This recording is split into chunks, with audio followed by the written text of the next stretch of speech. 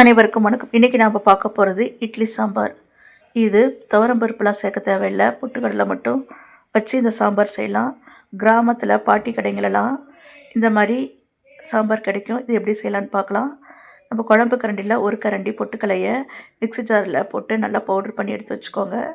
ஒரு கடாய் வச்சு ஒரு 2 டீஸ்பூன் எண்ணெய் ஊற்றி கடுகு, 2 பெரிய வெங்காயம், 4 பச்சை மிளகாய் சேர்த்து நல்லா வதக்கிக்கலாம். 2 வெங்காயத்துக்கு 3 தக்காளி சேர்த்துக்கலாம். சேர்த்துட்டு அதையும் நல்லா போட்டு வதக்கிக்கலாம். வெங்காயத்தோடைய இந்த தக்காளி வதங்கிறதுக்கான உப்பை சேர்த்துட்டோம். டோட்டலாக குழம்புக்கு இதிலே சேர்த்தாச்சு. 1/4 டீஸ்பூன் மஞ்சள் தூள், ஒரு கொத்து கருவேப்பிலை சேர்த்துட்டு நல்லா வதக்கி விடுங்க. அடுப்பு சிம்மில் இருக்கட்டும். 1 டேபிள் ஸ்பூன் சாம்பார் பொடி, 1/4 டீஸ்பூன் கரம் மசாலா நல்லா வதக்கி விட்டுக்கோங்க.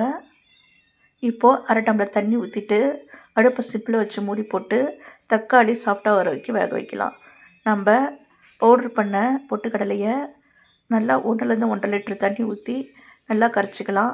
பொட்டுக்கடலைன்றதுனால குழம்பு திக்னஸ் நிறையா கொடுக்கும். அதனால் தண்ணி நம்ம தாராளமாக சேர்த்துக்கலாம்.